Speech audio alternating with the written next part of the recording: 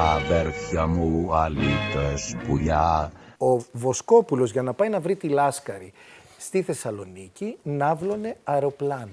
Μια γυναίκα πολύ πεντάμορφη. Καταλαβαίνετε τι έρωτας ήταν εκείνος. Καλώς ορίσατε και πάλι σε ένα ακόμα καθηλωτικό επεισόδιο της μεγάλης μας σειράς ντοκιμαντέρ εδώ στο Greek Music 365, αφιερωμένα στη συγκλονιστική ζωή του πρίγκιπα Τόλι Βοσκόπουλου. Στο σημερινό πέμπτο επεισόδιο η ιστορία παίρνει φωτιά και μπαίνουμε στα πιο βαθιά, στα πιο απόκρυφα και ταραγμένα χρόνια του μεγάλου μας ειδόλου. Θα δούμε πώς ξεκίνησαν όλα, τότε που ο Τόλης δεν είχε ούτε μία δραχμή στη τσέπη και αναγκάστηκε να ζητήσει δανεικά από το γαμπρό του για να αγοράσει το πρώτο του μπουζούκι, ώστε να βγει στο πάλκο πλάι στην Πελίντα.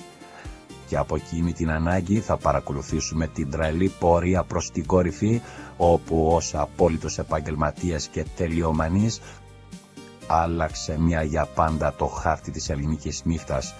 Ήταν ο πρώτος που έβαλε μαέστρο και χοροδίες στα μαραζιά, ο πρώτος που έσπασε το κατεστημένο και εκτείναρσε τα μεροκάματα των καλλιτεχνών στα ύψη, ξεκαθαρίζοντας στους επιχειρηματίες: εγώ γεμίζω το μαγαζί, εγώ ορίζω και το χρήμα.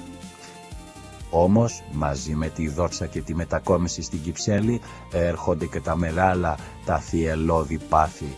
Μετά από ένα σύντομο φλερτ με τη Δούκισσα, ο Τόλιος θα συναντήσει στα γυρίσματα του Μαριχουάνα Στοπ το μεγάλο, το μοιραίο του σφάλμα, τη ζωή Λάσκαρη. Χάνει ολοκληρωτικά το μυαλό του,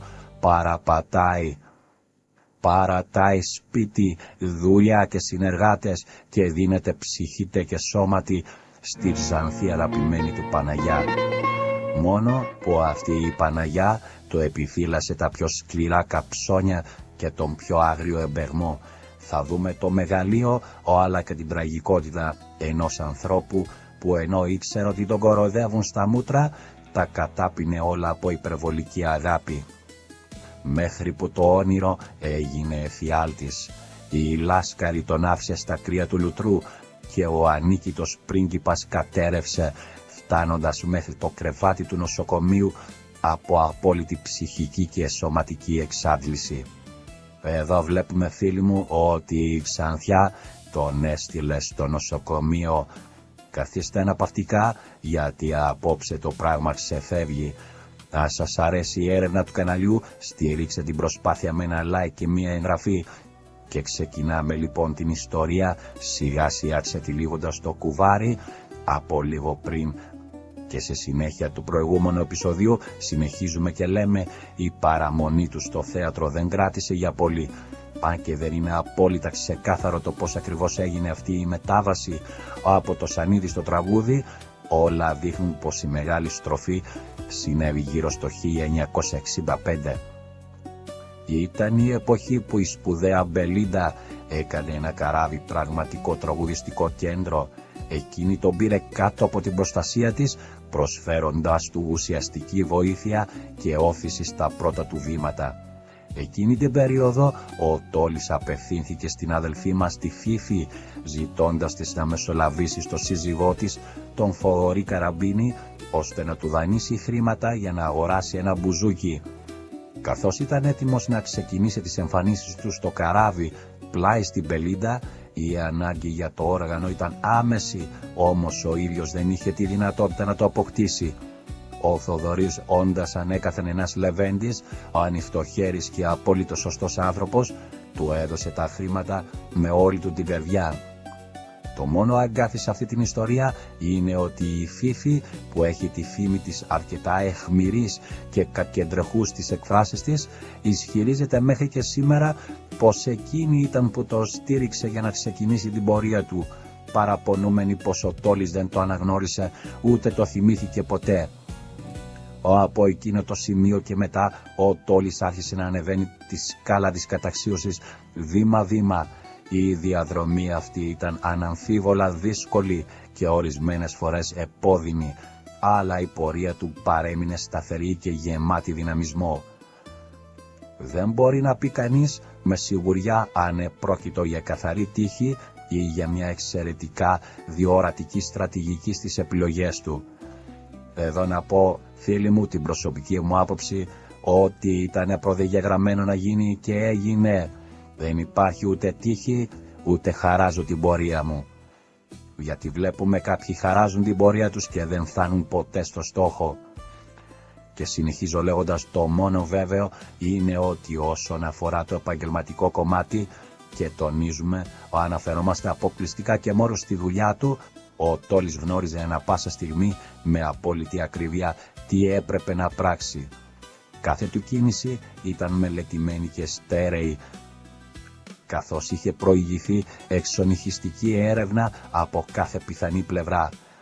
Ερευνούσε σχολαστικά, εντόπιζε τα ευαίσθητα ή αδύναμα σημεία της παραγωγής που προετοίμαζε και με τρόπο μεθοδικό και άκρος προσεκτικό κατάφερνε να εξουδετερώσει κάθε τι που χρειαζόταν εξουδετερώσει. Παράλληλα, δεν δίσταζε στιγμή να προχωρήσει σε αλλαγές όπου το έκρινε αυτό απαραίτητο, γνωρίζοντας πολύ καλά ποια βήματα οδηγούν στην επιτυχία χωρίς να αφήνει απολύτως τίποτα στην τύχη. Αυτός ήταν ο πάγιος τρόπος σκέψης και δράσης του. Διακρινόταν πάντα για το προοδευτικό του πνεύμα και επιδίωκε διαρκώς να παρουσιάζει κάτι εντελώς καινούριο και διαφορετικό σε σύγκριση με το παρελθόν. Είχε το χάρισμα να αφουγκράζεται τις επιθυμίες του κοινού σε κάθε χρονική περίοδο και αυτός ήταν ο λόγος που κάθε το επαγγελματικό εγχείρημα στεφόταν με απόλυτη επιτυχία. Δεν διακινδύνευσε ποτέ να αντιγράψει κάποιον άλλον ή να παρουσιάσει μια δουλειά που είχε ήδη γίνει από άλλο καλλιτέχνη. Απαιτούσε οι ιδέες του να είναι εξ ολοκλήρου δικές του και δεν ξεκινούσε κανένα project αν δεν ήταν σίγουρος στο 1000% για το θετικό αποτέλεσμα. Μόνο όταν αποκτούσε αυτή την απόλυτη βεβαιότητα έβαζε μπρος τις μηχανές. Έχει συμβεί μάλιστα ορισμένες φορές, ενώ προετοίμαζε μια συνεργασία με κάποιο νυχτερινό κέντρο, αν στην πορεία αντιλαμβανόταν πως κάτι δεν πήγαινε καλά ή δεν ήταν σωστό, να χαλάει αμέσως τη συμφωνία και να αποχωρεί. Επιπλέον θεωρείται δεδομένο ότι ο Τόλης διαδραμάτισε πρωταγωνιστικό ρόλο σε πάρα πολλά ζητήματα που αφορούσαν το ελληνικό τραγούδι και τη λειτουργία των νυχτερινών κέντρων. Και κάπου εδώ, φίλοι μου, κάντε υπομονή, σιγά σιγά έρχεται η ιστορία με τη Ζωή Λάσκαρη, την περίοδο που συγκατοικούσα μαζί του στις Καμπάνες, λέει η αδελφή του, μια συγκατοίκηση που κράτησε για 2 ολόκληρα χρόνια. Μέσα από τις συζητήσεις που γινόταν, άκουγα συχνά να λέγεται πως ο Βοσκόπουλος ήταν ο πρώτος που εισήγαγε και εφάρμοσε το σύστημα της χοροδιακής ορχήστρας. Λέγανε μάλιστα πως μέχρι και το 1970 υπήρχαν στην ορχήστρα μόνο τα κλασικά παραδοσιακά όργανα. Ο Βοσκόπουλος όμως επιδίωκε να παρουσιάσει μια τελείως διαφορετική εικόνα και να δώσει μια άλλη διάσταση στο πρόγραμμα, γι' αυτό και την εμπλούτησε με όλα τα μουσικά όργανα που χρησιμοποιούνται ακόμα και σήμερα. Στη συνέχεια πρόσθεσε μια ολόκληρη χοροδία αποτελούμενη από καλλιτέχνες, επιλέγοντας τους ακριβώς όπως εκείνος επιθυμούσε. Φυσικά έδινε πάντα τεράστια προσοχή και στην επιλογή των τραγουδιστών που τον πλαισίωναν. Έπειτα, νιώθοντας ότι κάτι έλειπε ακόμα και ότι δεν μπορούσε να βγει ένα σωστό και ολοκληρωμένο αποτέλεσμα χωρίς την ύπαρξη ενός γενικού υπευθύνου, αποφάσισε να επιστρατεύσει έναν μουσικό. Επέλεγε πάντα τον καλύτερο, έναν άνθρωπο με σπάνιο ταλέντο που να κατέχει άριστα τη μουσική, να μπορεί να διαβάζει παρτιτούρες και να παίζει όλα τα όργανα και του ανέθετε τη διεύθυνση ολόκληρης της ορχήστρας. Όταν λοιπόν έκανε την αρχή έχοντας ως μαέστρο του τον Χάρη Λιμπερόπουλο, τα σχόλια και οι αντιδράσεις στον καλλιτεχνικό χώρο έπεσαν βροχή. Ορισμένοι αντιμετώπισαν αυτή την κίνηση ως υπερβολικά εκκεντρική, κάποιοι άλλοι τη θεώρησαν απόλυτα σωστή, ενώ πολλοί έσπευσαν να προεξοφλήσουν πως πρόκειται απλώς για μία μόδα που σύντομα θα περάσει. Στην πορεία όμως και άλλα νυχτερινά κέντρα άρχισαν να αντιγράφουν το μοντέλο του, έτσι αυτό που ξεκίνησε ο Τόλης έπαψε να είναι μία απλή τάση και μετατράπηκε σε μία μόνιμη, καθιερωμένη πραγματικότητα, με αποτέλεσμα όλα τα μαγαζιά πλέον να διαθέτουν χοροδία και μαέστρο. Ένα εξίσου βαρισίμαντο γεγονός στην πορεία του ήταν και το ζήτημα των οικονομικών απολαβών. Είναι αναμφισβήτητο ότι ο Βοσκόπουλος έσπασε μια για πάντα το κατεστημένο του χαμηλού μεροκάματου. Οι ιδιοκτήτες των νυχτερινών κέντρων του καταλογίζουν μέχρι και σήμερα ότι εκείνος ήταν που εκτείναξε τα κασέ των τραγουδιστών στα ύψη, ξεκινώντας, όπως ήταν φυσικό, από τον ίδιο τον εαυτό. Μετακινώντας τις εμφανίσεις του από το ένα κέντρο στο άλλο, ανέβαζε διαρκώς την αμοιβή του, ξεκαθαρίζοντας στους επιχειρηματίες: εγώ είμαι αυτός που γεμίζει το μαγαζί σας με κόσμο, επομένως εγώ θα ορίζω και το ποσό που θα εισπράττω και όχι εσείς το τι θα μου δώσετε. Άλλωστε δεν είναι τυχαίο ότι για πολλά χρόνια το παρατσούκλι σε εισαγωγικά του Τόλι Βοσκόπουλου ήταν ο πρίγκιπας. Εγώ το πρωτοάκουσα πιτσιρικάς από την μητέρα μου να λέει ο πρίγκιπας την ώρα που πρόβαλε τότε η ασπρόμαυρη τηλεόραση κάποια ταινία σας. Ναι. Και ο λαός όταν διαλέγει για να δώσει ένα παρατσούκλι σε εισαγωγικά, το διαλέγει με σοφία. Με το καιρό το παράδειγμα του άρχισαν να ακολουθούν και άλλοι επώνυμοι τραγουδιστές της εποχής. Κάπως έτσι φτάσαμε στο σημείο να λαμβάνουν αυτοί οι καλλιτέχνες τα εξωφρενικά και απίστευτα ποσά για τα οποία ακούμε σήμερα. Να ρωτήσω αν έχετε το πάθος του χρήματος και τι σχέση έχετε με το χρήμα.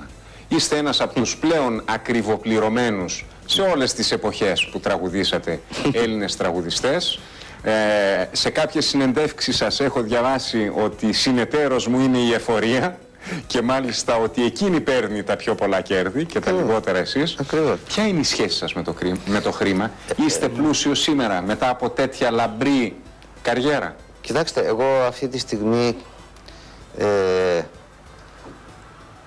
δεν ξέρω ποιος λέγεται πλούσιος και ποιος λέγεται φτωχός. Είναι ανάλογα πώς μετράει κανείς το χρήμα. Ο άλλος, ας πούμε, σαν μπορεί να δώσεις 50 εκατομμύρια και να πάθει έμφραγμα. Σε άλλον μπορεί να δώσεις 50 δισεκατομμύρια και να σου πει άντε, καλά είναι και αυτά. Το πλούσιος είναι σχετικό. Τι θα πει πλούσιος? Δεν ξέρω εγώ αν είμαι πλούσιος. Εγώ εκείνο που ξέρω είναι ότι προσπαθώ να έχω ευτυχισμένη την οικογενειούλα μου, τη γυναικούλα μου και το παιδί μου, και από εκεί και πέρα το τι υπάρχει και δεν υπάρχει, αν θέλεις να σου πω και αυτό, γιατί είναι ένα πολύ μεγάλο μυστικό.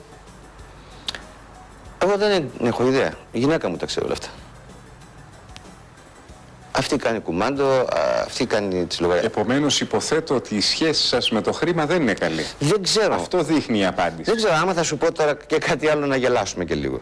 Άμα θα σου πω τώρα ότι εγώ αν θα πάω στο περίπτωρο να πάρω ένα πακέτο τσιγάρα και μου πεις ότι κάνει 50 δραχμές, θα δώσω 50 δραχμές. Άμα μου πει κάνει 5.000, θα δώσω 5.000. Δεν ξέρω πόσο κάνει αυτό και κάνει τώρα. Δεν ασχολούμαι καν. Και πάμε να δούμε στο Μοστρού τι είχε γίνει και τις πρώτες απιστίες. Και όταν ολοκληρώθηκε η συνεργασία του με την Μπελίντα, ο Τόλης μεταπήδησε στο φημισμένο κέντρο του Μοστρού. Εκεί, βήμα-βήμα, το όνομά του άρχισε να ακούγεται όλο και περισσότερο, με αποτέλεσμα η ζήτηση προς το πρόσωπό του από τα μεγάλα μαγαζιά να εκτοξευθεί. Μόλις το ζευγάρι κατάφερε να απαλλαγεί οριστικά από το οικονομικό άγχος και τις στερήσεις, η Στέλλα Στρατηγού πήρε την απόφαση να σταματήσει να εργάζεται στο θέατρο. Αξίζει να σημειωθεί ότι η Στέλλα βρισκόταν πάνω στο σανίδι από την παιδική της ηλικία, καθώς είχε γεννηθεί μέσα σε αυτό, όντας παιδί γονέων που ήταν και οι ίδιοι ηθοποιοί. Παράλληλα, αποφάσισαν να αφήσουν πίσω τους την περιοχή του Περιστερίου και να μετακομίσουν, νοικιάζοντας ένα διαμέρισμα στην Κυψέλη, συγκεκριμένα στην οδό Σικίνου.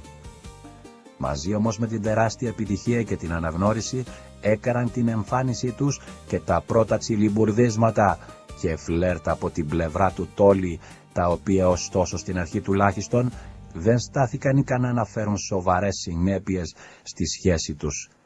Η Στέλλα, όντας μια γυναίκα καλή και γεμάτη ανοχή, έδειχνε κατανόηση και τα προσπερνούσε. Το πρώτο όμως πραγματικό σοβαρό παραστράτημα του Τόλι σημειώθηκε όταν συνδέθηκε ερωτικά με τη μεγάλη ερμηνεύτρια τη Δούκισσα. Η σχέση αυτή κράτησε για περίπου 1 με 2 μήνες, χωρίς να είναι απόλυτα ξεκάθαρο το ακριβές διάστημα. Το ειδήλιο τους ωστόσο έχασε γρήγορα την έντασή του και ξεφούσκωσε σαν τρίπιο μπαλόνι, αφήνοντας τον Ντόιο απογοητευμένο, ο οποίος γύρισε πίσω στο σπίτι του και στη Στέλλα στρατηγού. Οπότε έλα. Φλόριντα 1967. Αυτό εκεί λοιπόν έγινε ο χωρισμός με την Δούκισσα, και που δεν έφταιγα εγώ και που ακόμα νομίζει εκείνη, και θα ήθελα τώρα με αυτή την ευκαιρία που κάνουμε αυτή την εκπομπή να της πω ότι για μία ακόμη φορά, γιατί της το έχω πει πολλές φορές, ότι δεν έφταιγα εγώ. Ήτανε έτσι τα πράγματα. Έτσι ήρθε η ζωή. Μόνα τους έτσι ήταν οι συγκύριες. Δηλαδή, ανεβάσανε ένα έργο τότε στο θέατρο Φλωρίντα, που εκεί που είναι, δεν υπάρχει τώρα, είναι το ξενοδοχείο Πάρκ τώρα, εκεί στη Λεωφόρο Αλεξάνδρας, δίπλα στο Μετροπόλιταν. Ήταν το 5 άνθρωποι ζητούν μεροκάματο. Ναι, δεν ξέρω αν ήταν 5, αν ήταν 6. Δεν ξέρω. Κάπως έτσι ήταν ο τίτλος. Τόσοι άνθρωποι ζητούν μεροκάματο. Εκεί λοιπόν μέσα στο έργο αυτό, μέσα στους ρόλους όλους, υπήρχε και ένας ρόλος όπου έπρεπε αυτός που θα τον έκανε αυτό το ρόλο να μπορεί να τραγουδάει, να παίζει, να είναι ηθοποιός, να έχει άδεια ασκήσεις επαγγελματίας. Τότε δεν ήταν το θέατρο όπως είναι τώρα, έτσι ελεύθερο, ότι όποιος δηλώσει λέει τώρα είμαι ηθοποιός και πάει και παίζει. Εγώ λοιπόν από σύμπτωση τότε, και επειδή με ξέρανε και ο Ρίζος και ο Ζαμπέτας και ο Σακελάριος, ο Αλέκος τότε που είχε γράψει το έργο, και ο Βουτσάς που ήταν εκεί και ο Αριστίδης ο αδελφός του, ξέρανε ότι ψάχνανε να βρούνε πού θα βρούμε τώρα εμείς. Πώς το έγραψες, του λέγανε του Σακελάριου αυτό το ρόλο, ρε παιδί μου. Πού να βρούμε τώρα άνθρωπο που να παίζει μπουζούκι, να τραγουδάει και να είναι και ηθοποιός και να έχει και άδεια, γιατί για να τα κάνει όλα αυτά έπρεπε να έχει το δίπλωμα. Και ξαφνικά ένας από όλους αυτούς, δεν λέω ποιος είναι, ξέρεις γιατί? Γιατί όλοι αυτοί κατά καιρούς μου έχουν πει ότι δική μου ήταν η ιδέα. Και θέλω να τον... Ας μην τους στενοχωρήσουμε λοιπόν. Να τους αφήσω όλους να είναι δική τους. Κατάλαβες. Εγώ το βρήκα, ας πούμε. Εγώ σκέφτηκα ότι, να βρε, ο Βοσκόπουλος μπορεί. Ο Βοσκόπουλος είναι και αδιούχος και έχει βγάλει τη σχολή και έχει δίπλωμα και μπορεί και να τραγουδήσει και μπορεί και να παίξει και μπουζούκι. Ήταν κομμένος και ραμμένος στα μέτρα σας. Και εκεί έγινε το «Μανούλα μου, μανίτσα μου, θα πάρω τη βαλίτσα μου». Ήταν το τραγούδι αυτό του Ζαμπέτα. Είχε γράψει ο Ζαμπέτα στη μουσική τότε. Εκεί στενοχωρήθηκε η Δούκισσα, γιατί η Δούκισσα, επειδή ήταν και μικρούλα τότε, δεν ήξερε πολλά πράγματα. Τώρα νομίζω ότι που περάσαν λίγο τα χρόνια θα πρέπει να το έχει σκεφτεί λίγο περισσότερο και να με δικαιολογήσει για αυτό που έκανα. Εγώ δεν την εγκατέλειψα, αλλά δεν μπορούσα να την πάρω μαζί μου, γιατί ούτε ρόλος υπήρχε για αυτήν. Αυτό ήταν κάτι τι μοναδικό, ήταν ένας άνθρωπος που χρειαζόταν για αυτό το πράγμα. Και ούτε μπορούσα κι εγώ, ας πούμε, να φέρω αντίρρηση σε όλους αυτούς που με παρακαλούσαν να γίνει αυτό το πράγμα, γιατί σε 2 μέρες γινόταν η πρεμιέρα. Και έπρεπε να γίνει αμέσως και η εγγραφή στο στούντιο του τραγουδιού, γιατί ήταν playback και τα λοιπά και όλα αυτά. Και η Δόκισσα είχε στεναχωρηθεί πάρα πολύ γιατί δεν την πήραν μαζί. Πώς να σε πάρω, παιδί μου, της έλεγα. Δεν γίνεται. Αυτό είναι ένα πράγμα. Θέλουν. Καθορισμένο. Ναι. Μετά από αυτό ακολούθησαν μερικές ακόμα μικροπεριπέτειες και φλερτ, τα οποία όμως δεν είχαν ιδιαίτερη βαρύτητα ή σημασία. Το δεύτερο, ωστόσο πολύ σοβαρό ειδήλιο της ζωής του Τόλι, το οποίο αποδέχθηκε παράλληλα και το μεγάλο του σφάλμα, ήταν ο θυελλώδης δεσμός του με τη Ζωή Λάσκαρη. Η γνωριμία τους έγινε την περίοδο που πρωταγωνιστούσαν μαζί στην κινηματογραφική ταινία Marijuana Stop.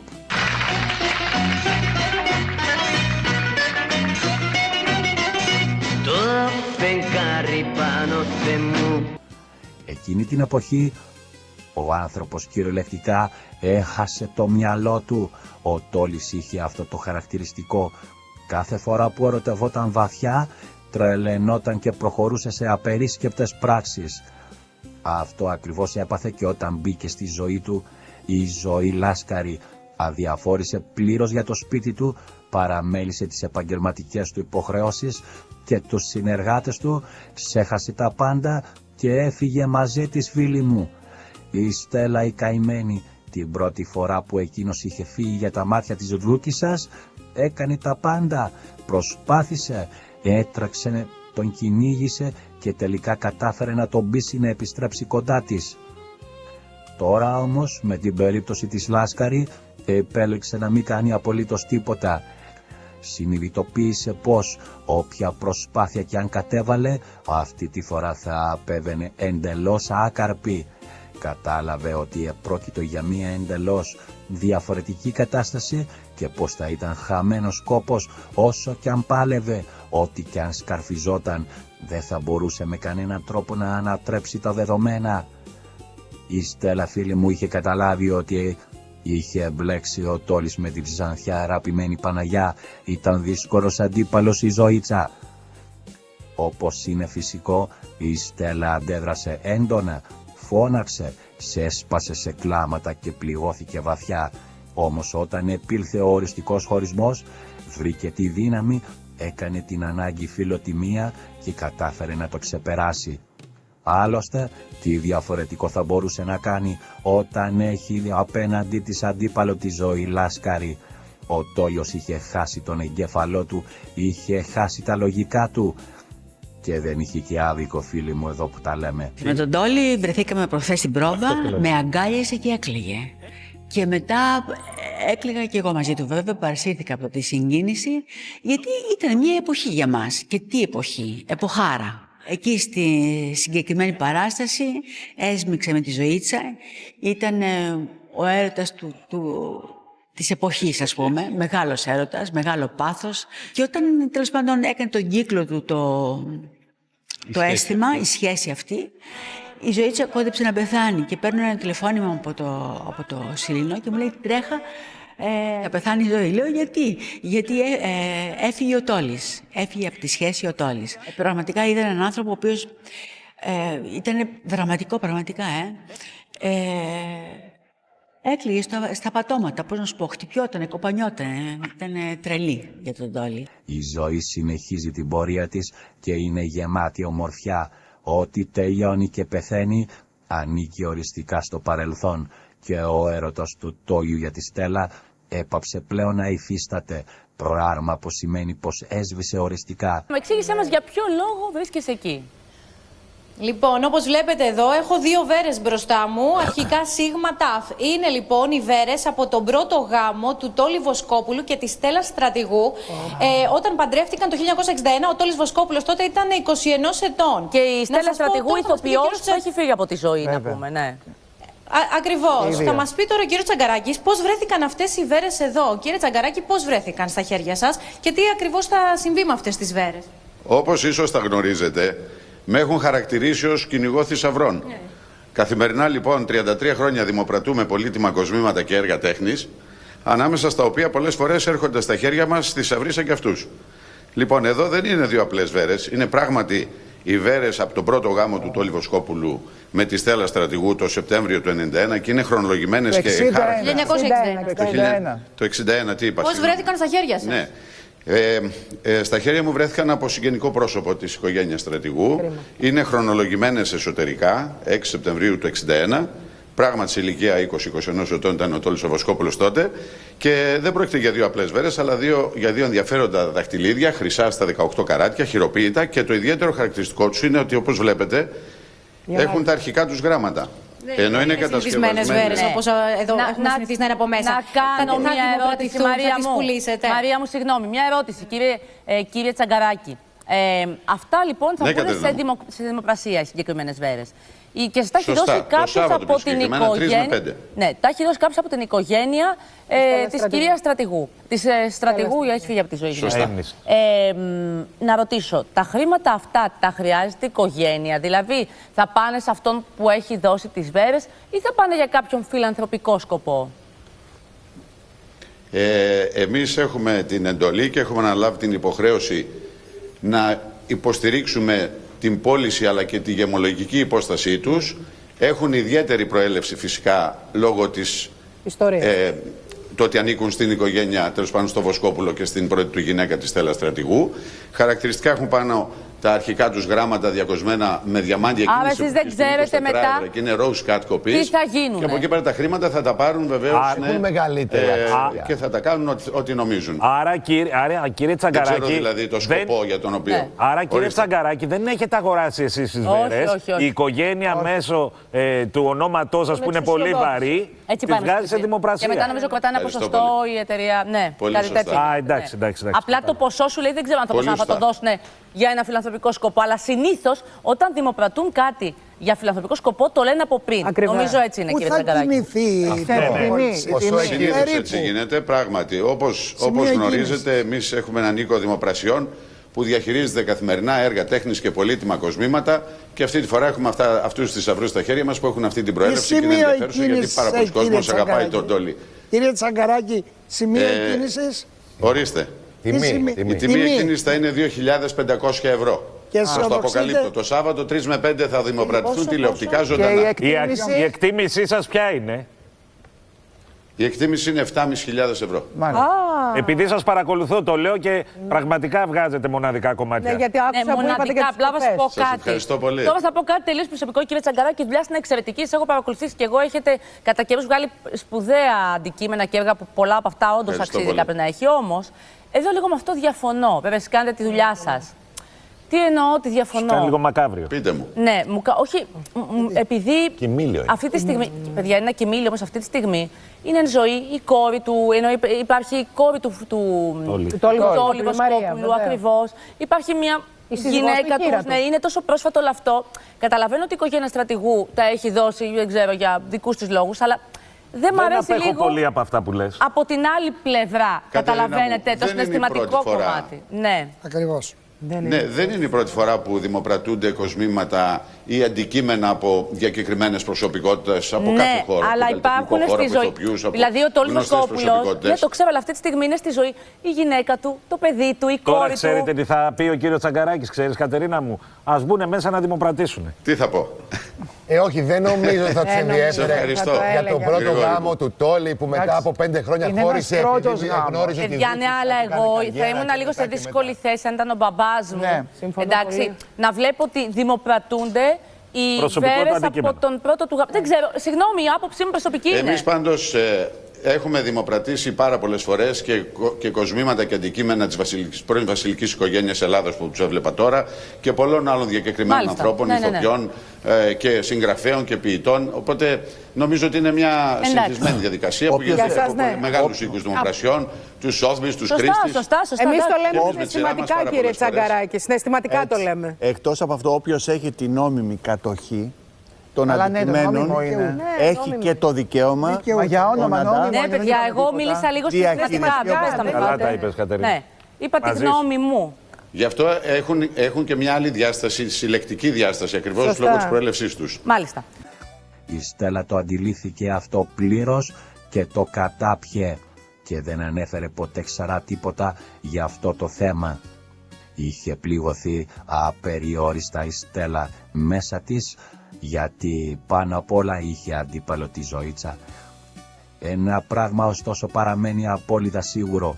Μπορεί ο έρωτος του Τόλιου για εκείνη να έσβησε, όμως η βαθιά εκτίμηση, η αγάπη και το αληθινό του ενδιαφέρον δεν χάθηκαν ποτέ.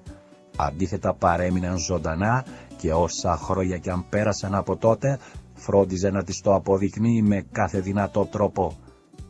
Τελικά πάρθηκε διαζύγιο και κρατήθηκε η σχέση σε φιλικό επίπεδο με τη Στέλλα και λέει η αδερφή του: «Έχω την πεποίθηση πως δεν υπάρχει άλλο χωρισμένο ζευγάρι όπου να διατηρείται τέτοιο αμοιβαίο ενδιαφέρον και μάλιστα πρωτίστως από την πλευρά του άνδρα». Εδώ ο Τόλης είχε καταλάβει το σφάλμα του, αλλά δεν μπορούσε να κάνει και διαφορετικά. Για να καταλάβετε, όποια ώρα της ημέρας κι αν τον καλούσε και του έλεγε «Τόλιο, χρειάζομαι οικονομική ενίσχυση», εκείνος έκανε τα πάντα για να της στείλει αμέσως χρήματα. Εδώ βλέπουμε, φίλοι μου, ότι η Στέλλα Στρατηγού μπορεί να το κατάπιε, μπορεί να μην το κατάπιε. Η εκδίκηση της σε εισαγωγικά ήταν να του ζητάει χρήματα και έτσι μπορούσε να ξεχάσει και τον πόνο της. Γι' αυτό κράτησαν και τις καλές σχέσεις. Γιατί αν δεν υπήρχε το χρήμα στη μέση, φίλοι μου, η Στέλλα Στρατηγού θα τα είχε βροντίξει και δεν θα είχαν καλή σχέση. Και όταν αναφερόμαστε σε χρήματα, δεν μιλάμε για μικροποσά των 10 ή 20.000 δραχμών, αλλά για ποσά που ξεπερνούσαν τις 100.000. Μιλάμε για υπέρογκα ποσά εκείνη την εποχή. Μάλιστα, ποτέ δεν την ρωτούσε με επικριτικό ή γκρινιάρικο ύφος γιατί τα χρειάζεται, πώς θα τα ξοδέψει ή τι τα θέλει. Ο πρίγκιπας ήταν πολύ λάρης με το χρήμα, δεν υπολόγιζε χρήμα. Το μόνο που τον ένοιαζε ήταν να μάθει το ακριβές ποσό και της το έστελνε ακαριέα, χωρίς καθυστερήσεις και χωρίς περιττές κουβέντες. Ας μπορούσε να κάνει κι αλλιώς, θα πω εγώ. Επιπλέον κάθε καλοκαίρι φρόντιζε να της νοικιάζει την πιο πολυτελή βίλα στην Ανάδυσσο, ενώ κάθε 4 με 5 χρόνια, ανάλογα με τις ανάγκες, της αγόραζε ένα ολοκένουργιο αυτοκίνητο. Αυτή ήταν η αντιμετώπιση του προς τη Στέλλα, η οποία, όπως συνήθιζε να λέει και ο ίδιος, του στάθηκε σαν Παναΐτσα του. Τέλος πάντων, όπως προαναφέραμε, ο Τόλης έφυγε τελικά με τη Λάσκαρη, ξεκινώντας μια κοινή πορεία μαζί της, η οποία διήρκησε περίπου 3 χρόνια. Ήταν 3 ολόκληρα γεμάτα έρωτα, έντονο πάθος και τρέλα, αλλά γεμάτα ταυτόχρονα από στεναχώρια, αγωνία και αμφιβολίες. Στο σημείο αυτό οφείλουμε να αποκαλύψουμε μια μεγάλη αλήθεια. Κάθε φορά που ο Τόλιος ξεκινούσε μια καινούρια σχέση, έλεγε μέσα του «Αυτή είναι η γυναίκα της ζωής μου και καμία άλλη. Τελείωσε». Δινόταν ολοκληρωτικά με το σώμα και την ψυχή του σε τέτοιο βαθμό που παραμελούσε εντελώς τον ίδιο του τον εαυτό, κάνοντας παράλογα πράγματα που τελικά απέφεραν εις βάρος του και τον έβλαπταν. Κυριολεκτικά, ο έρωτας τον κυρίευε τόσο βαθιά που τυφλωνόταν και δεν έβλεπε τίποτα άλλο γύρω του παρά μόνο τη γυναίκα που είχε ερωτευθεί, κάνοντας οποιαδήποτε θυσία περνούσε από το χέρι του για χάρη της. Ένας τέτοιος παράφορος έρωτας λοιπόν αναπτύχθηκε και για τη Ζωή Λάσκαρη. Την αντιμετώπιζε σαν πραγματική θεά και την ένιωθε σαν τέτοια, αποκαλώντας την ξανθή αγαπημένη Παναγιά. Η Ζωή Λάσκαρη δεν ήθελε και πολύ, πήραν τα μυαλά της αέρα. Επειδή ακριβώς εκείνος την είχε τοποθετήσει σε αυτό το βάθρο, είχε την απέτηση και όλοι οι υπόλοιποι γύρω του να την αντιμετωπίζουν με τον ίδιο ακριβώς τρόπο.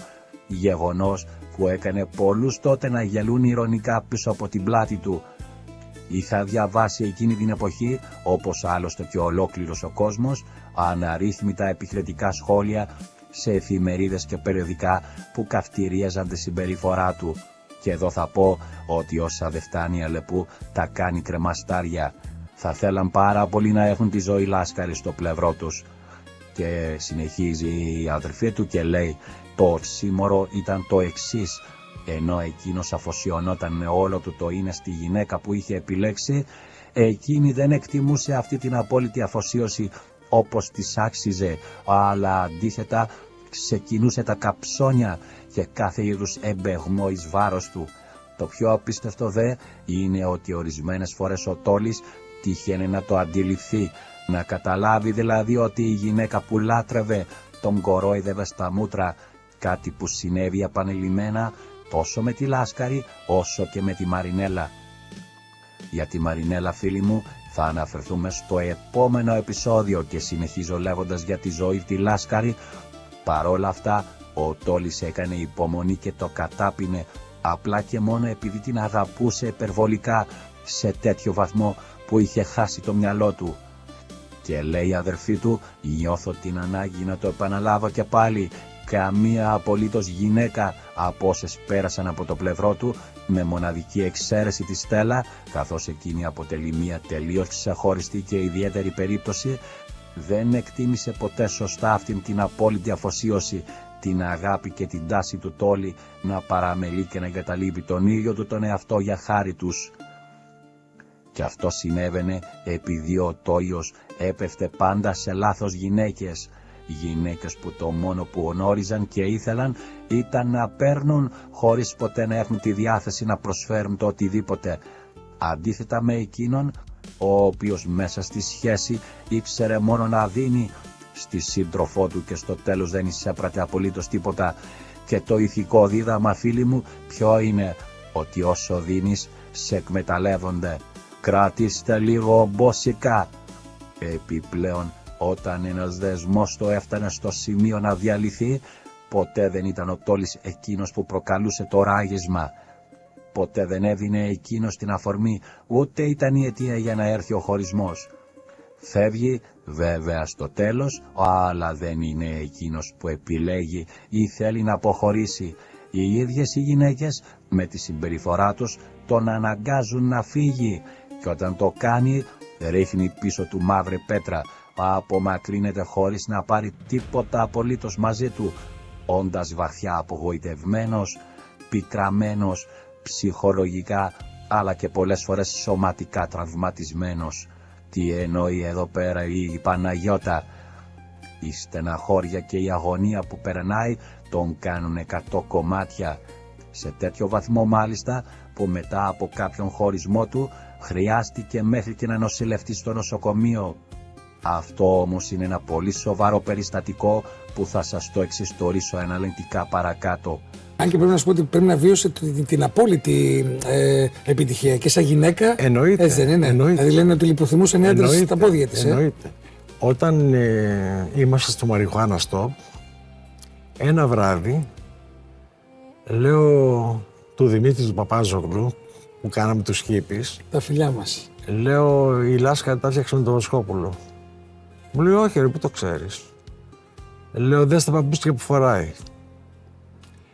Γιατί η ζωή τον είχε πάει, τον είχε ντύσει πια, τον είχε παπουτσώσει, ξέρεις. Α, τον είχε περιποιηθεί. Ενώ ήταν πιο... Ναι, πιο λαϊκός, τον έκανε λίγο πιο πρίγκιπα. Και στο τέλος μου λέει, είχες δίκιο. Ναι, εσύ το κατάλαβες από την αλλαγή του σήματος. Ο Τόλης τι ζωή τύπος ήταν? Το ίδιο ακριβώς όπως το λέω. Αυτός που ήταν και ήταν η στόφα του Σταρ, ήταν φίλος σου. Βοήθησε πάρα πολύ κόσμο. Το έχω ακούσει αυτό, βοήθησε πάρα πολύ κόσμο. Ήταν δοτικός. Μετά τους εραστές του ονείρου πήγαν στην Αμερική με τη ζωή. Ναι. Και εκεί η ζωή τον παράτησε και γύρισε πίσω. Όταν γύρισε ο Τόλης από την Αμερική, εγώ χόρευα στον υπόδρομο, στο Δέλτα, στην Αθηναία, τραγουδούσε ο Φίλιππος Νικολάου και η Χριστιανά, και είχε έρθει ο Τόλης. Και έχουμε κάτσει σε ένα παγκάκι του υποδρόμου και κλαίει στα γόνατά μου και μου λέει, Νίκο μου με παράτησε, Νίκο μου μ' άφησε και έφυγε. Μιλάμε για μεγάλο έρωτα τώρα. Αυτά λοιπόν ήταν τα 3 χρόνια που έζησε με τη Ζωή Λάσκαρη. 3 χρόνια γεμάτα έρωτα, πάθος και απόλυτη έκσταση. Ήταν οι πραγματικοί έραστες του ονείρου, ενός ονείρου όμως που ολοκληρώθηκε και έσβησε υπερβολικά γρήγορα. Όσο καιρό έχω να σε δώσω τηλεοπτική συνέντευξη. Ευτυχώς. Για ποιον, Ζωή? Για το κινηματογράφο είναι. Ανάμεσα ότι ήταν ευτυχώς για σένα. Οπότε θα άρχισε να μου βγαίνει κακό όνομα για τις συνεντεύξεις που παίρνω. Μόλις μιλήσαμε με τον Τόλη για τη θεατρική σας επιτυχία φέτος, για τους εραστές του ονείρου, που είναι, φαντάζομαι, ένα από τα πιο εντυπωσιακά musical που έχουν ανέβει ποτέ στην ελληνική σκηνή. Για να είμαι ειλικρινής, νομίζω ότι είναι το ωραιότερο musical που έχει ανέβει ποτέ στην ελληνική σκηνή. Ο καθένας αγαπάει το παιδί του, θα χαρώ εγώ να σου αντιτάξω. Όχι. Και το τελευταίο του παιδί περισσότερο απ' όλα. Όχι, αλλά εγώ πιστεύω ότι αυτή είναι η αλήθεια. Δηλαδή δεν θα το έλεγα αν δεν το πίστευα. Είναι τόσες πολλές οι εγγύησεις σε αυτή τη δουλειά. Αυτό το δείχνουν τα ταμεία. Είναι τόσες πολλές οι εγγύησεις. Ο Γιάννης ο Δελιανίδης είναι από τους ανθρώπους που ξέρουν και κάνουν τη δουλειά τους στο θέαμα διαπιστωμένα τόσα χρόνια. Ο Μίμης ο Πλέσσαρας έχει γράψει τόσες πολλές εμπορικές επιτυχίες που γιατί να μην γράψει μία ακόμη. Εσύ τραγουδάς το έργο? Ναι. Αυτό. Με πείσανε τελικώς ότι πρέπει και εγώ να τραγουδήσω. Αν υποτεθεί ότι θα μπορούσε να σε έχει πείσει ο Πλέσσας, ή ο Δαλιανίδης, ή ο Λιβαδάς, ή ο Βοσκόπουλος, θα ήθελα να μου πεις ποιος τελικά σε έπεισε. Ο κύριος Λιβαδάς καταρχήν. Τόλι, αυτό όμως είναι φάουλ. Διότι θα μπορούσες κάλλιστα να την έχεις πείσει εσύ, που νομίζω ότι είχες προσπαθήσει πολύ καιρό να την πείσεις. Μόλις με έπεισε ο κύριος Λιβαδάς και τραγούδισα. Κατάλαβε τώρα ότι έπρεπε να τραγουδήσω οπωσδήποτε και με έπεισε. Με συγχωρείτε γιατί έχω μπλεχτεί. Μήπως και μέχρι τώρα ο Τόλης είχε αντιρρήσεις να τραγουδήσεις? Όχι, αλλά από ό,τι άκουγε. Ξέρεις, μπορεί να φοβόμουν κιόλας. Από ό,τι άκουγε.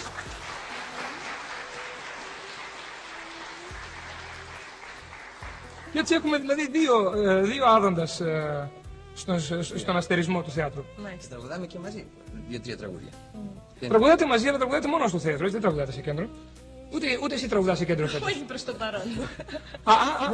Αυτό είναι η είδηση. Το όχι προς το παρόν τι σημαίνει ζωή? Δεν ξέρεις τι μπορεί να γίνει αύριο μεθαύριο, Νίκο. Όχι, δεν ξέρω και εύχομαι να γίνει κάτι αύριο μεθαύριο για να έχω και την αποκλειστικότητα της ειδήσεως. Άρα, κυρίες και κύριοι, ο ΕΣΤΗ με θερμινευόμενον, ο Τόλης και η Ζωή μπορεί να αποτελέσουν ένα από τα ντουέτα που θα κάνουν μπαμ στα κέντρα τα νυχτερινά. Για να γελάει και να μην απαντάει, μου φαίνεται ότι σκέφτεται. Για να γελάει και να μην απαντάει, μου φαίνεται ότι κάτι ψήνει Τόλη. Πελαγνία σου ίσως. Ήθελα να σε ρωτήσω ακριβώς με αυτή την ευκαιρία, σε συμφέρει οικονομικά που δεν τραγουδάς σε κέντρο? Όχι βέβαια. Ο μισθός του θεάτρου δεν έχει καμία σχέση σχεδόν με τα λεφτά του κέντρου. Θα μου πεις τώρα γιατί το κάνω. Γιατί το κάνω. Καταρχήν αγαπώ πολύ αυτή τη δουλειά. Το έχω πει πάρα πολλές φορές και πια είναι γνωστό. Ήταν και η πρώτη σου δουλειά, ξανά. Πρώτη μου δουλειά. Ήθελα να ασχοληθώ έτσι σοβαρά, όπως είπα και προηγουμένως, με το θέατρο πάντα και έψαχνα να βρω μια ευκαιρία. Τα χρήματα του κέντρου βέβαια μου λείπουνε, γιατί τη ζωή του κανείς τη ρυθμίζει σύμφωνα με αυτά που κερδίζει και βέβαια αυτή τη στιγμή δυσκολεύομαι λιγάκι, αλλά από την άλλη πλευρά είμαι τόσο πολύ ευχαριστημένος με την επιτυχία της δουλειάς και με την αγάπη του κοινού που δεν βαριέσαι. Λίγα λεφτά λιγότερα.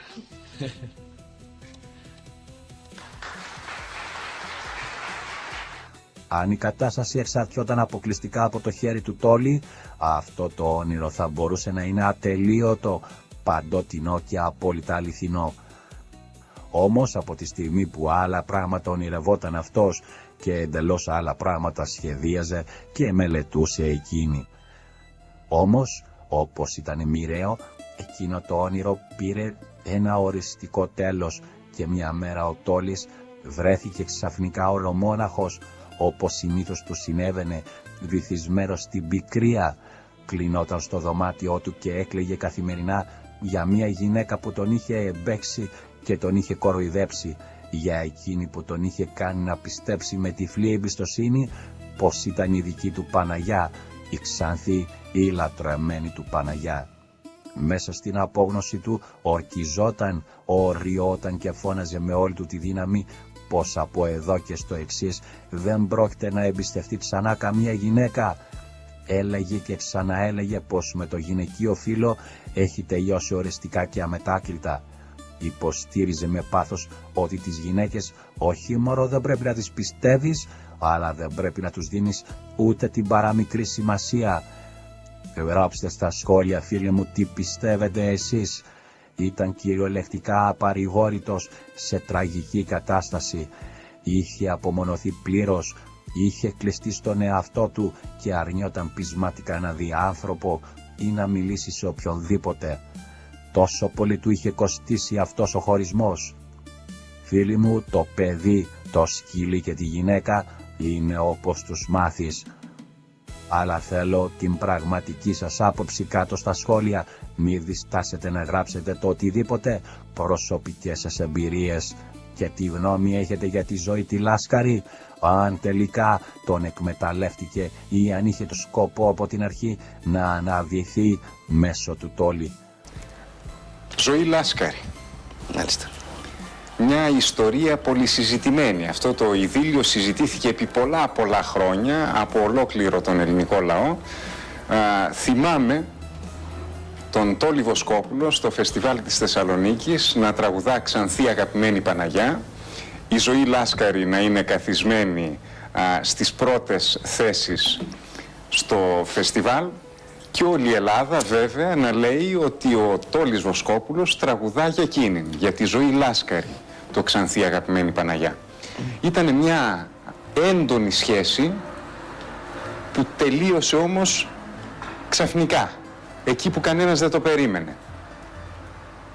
Τι θυμάστε από αυτή τη σχέση, τώρα που έχουν περάσει πολλά χρόνια και που μπορείτε έτσι από απόσταση να θυμηθείτε και να μιλήσετε για αυτή τη σχέση?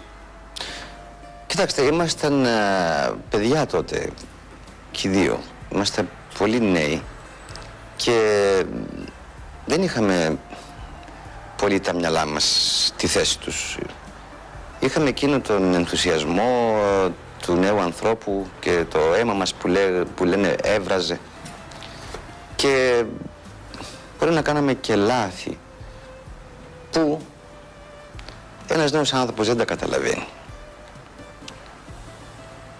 Και γι' αυτό έτσι ξαφνικά, όπως λες, άδοξα τελείωσε αυτή η ιστορία. Όπως άλλωστε όλες οι ιστορίες τελειώνουν. Τι γνώμη έχετε για αυτήν σήμερα? Την καλύτερη. Είναι από τις περιπτώσεις της ζωής μου που το μόνο πράγμα που δεν έχω να πω για αυτήν είναι κακό. Τίποτα κακό για αυτήν. Τι είχε συμβεί σε εκείνο το φεστιβάλ Θεσσαλονίκης? Κοίταξε, είναι Είχαν συμβεί πράγματα στο παρασκήνιο, έτσι δεν είναι? Πολλά. Πάρα πολλά που δεν θα ήθελα αυτή τη στιγμή να σου απαντήσω, γιατί θα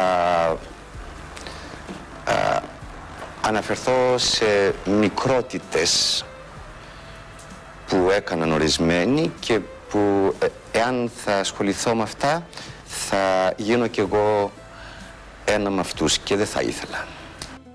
Αυτός ήταν ο Τόλης, αδέρφια μου, ένας άνθρωπος που όταν αγαπούσε έχανε το μυαλό του, έδινε και την ψυχή του για να βρεθεί στο τέλος ολομόναχος, απαρηγόρητος, να κλαίει κλεισμένος σε 4 τοίχους για τα καψόνια της ζωής Λάσκαρη που λάτρεψε σαν θεά. Ένας πρίγκιπας πληγωμένος που ορκιζόταν μέσα στα δάκρυά του πως δεν θα εμπιστευτεί ποτέ ξανά καμία γυναίκα στη ζωή του.